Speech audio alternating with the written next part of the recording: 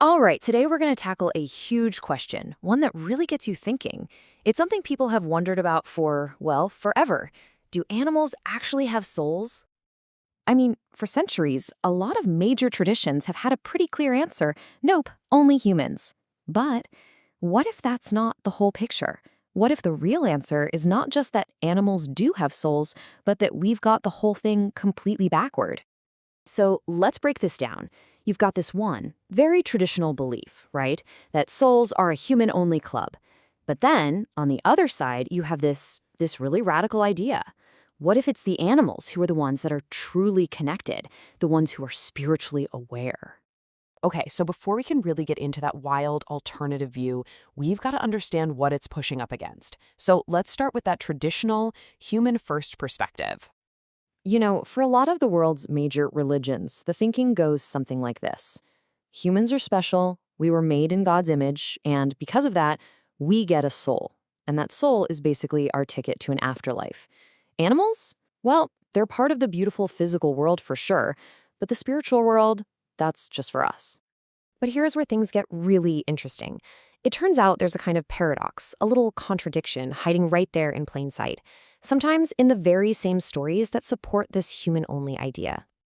Yeah, I'm talking about the story of the Garden of Eden, the forbidden fruit, getting kicked out of paradise. It's a story we all know, but if you look at it from a certain angle, it really messes with the whole idea that humans are the spiritually superior ones. Just think about the logic here for a second. Everyone's living together in paradise, right?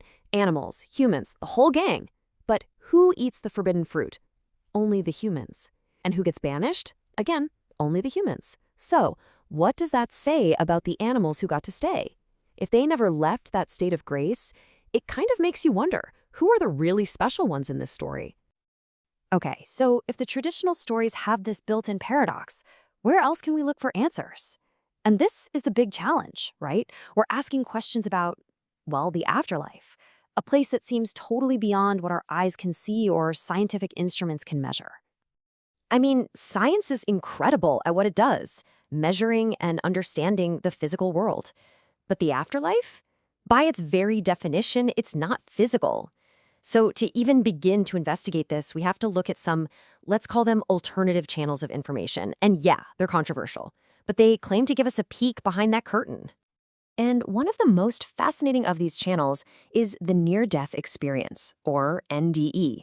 Now, we're not just talking about dreams here. These are incredibly vivid, detailed experiences from people who were, for all intents and purposes, clinically dead. Their bodies had completely shut down. And the really wild part? Sometimes they bring back information that can actually be checked and verified back here in the real world. A perfect example of this is the incredible case of a woman named Pam Reynolds. Back in 1991, she had to have this really intense brain surgery, a procedure that basically required doctors to put her into a state of clinical death. I mean, just listen to this. Her body temperature was dropped to 50 degrees Fahrenheit. Her heart stopped, her breathing stopped, her brain waves went completely flat on the EEG. Her eyes were taped shut, and she had special earplugs in that were blasting clicking sounds. Physically, there was just no way for her to see or hear a thing. And yet, despite all of that, Pam later described having this incredibly clear, conscious experience. She said she felt a sound pull her right out of the top of her head, and she found herself floating above the operating table, watching everything. And this is the absolute kicker.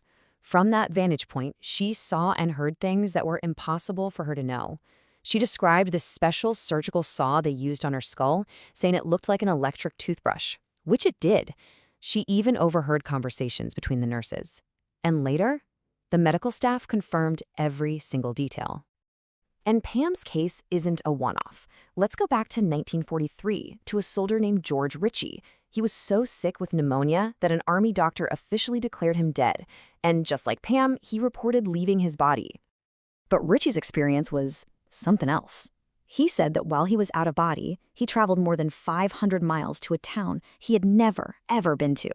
And afterwards, he was able to describe super specific details about this town, things like a particular cafe and a set of blinking caution lights. And guess what? When people checked, his descriptions were spot on. So what cases like these suggest is pretty mind-blowing, that maybe, just maybe, Consciousness can exist and even gather information when the body and brain are completely offline. So, if human consciousness can do this, it begs the question, right? What about animal consciousness? And to explore that, we have to venture into even more controversial territory, the idea that people can actually communicate directly with spirits. And this is where we meet an author and filmmaker named Richard Martini. He spent years researching the afterlife, not just by looking at NDEs, but by working with mediums and people who use hypnotic regression. And he didn't just focus on human spirits. He documented what he says are communications with animal spirits too. And honestly, what he reports is enough to completely flip our whole worldview upside down. The message he claims to have gotten from these animal spirits wasn't just, yes, we have souls. It was, we have souls, and we actually understand how this whole life and death thing works way better than you humans do. So, according to this view, here's how it works. Our souls come into physical bodies, they incarnate, to learn things, to work through stuff. Life is kind of like a big play we're starring in. After we die, our soul goes back and reviews the performance, but here's the crucial difference. Animals apparently never forget this. They're always aware that their soul's having an experience. Humans, our powerful intellect gets in the way. It makes us forget our true nature. It's like we're born with a case of spiritual amnesia. Okay, so let's pull all these threads together. You've got the paradox from the Garden of Eden, you've got the incredible evidence from near-death experiences, and you've got these controversial messages from mediums. And when you weave them all together, you get one single, really provocative theory. And here it is. What if that forbidden fruit wasn't a piece of fruit at all? What if it was a metaphor for our own superior intellect? The very thing that makes us human, the thing that lets us build cities and write symphonies, might also be the very thing that acts like a veil. It cuts us off from a deeper spiritual reality, a reality that animals, who are still in their own version of paradise, never lost touch with. You know, there's a great line from a George Harrison song that just nails this idea. He talks about how we gained the world and lost their soul. It's this powerful thought that in a race to conquer the material world, maybe we've left something essential behind. It's a really challenging idea, isn't it? It completely flips the script. It suggests that maybe we shouldn't be looking down on animals as lesser beings. Maybe we should be looking to them as reminders, as living guides to a connection that we as humans have long since forgotten. And that leaves us with one final big question to think about.